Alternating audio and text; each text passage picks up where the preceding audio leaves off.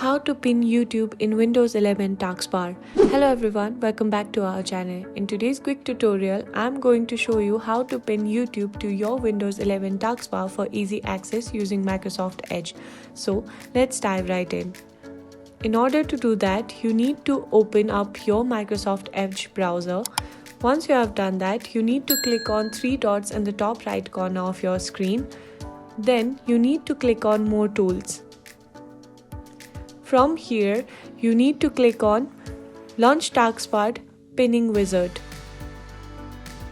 Then, you can see the YouTube on the given sites. You need to simply select the YouTube from there and then you need to click on Continue. Once you have clicked on Continue, you can click on Finish and that's it, you have successfully pinned YouTube to your taskbar. If you found this video helpful, please give it a thumbs up, subscribe to our channel and I'll see you in the next video.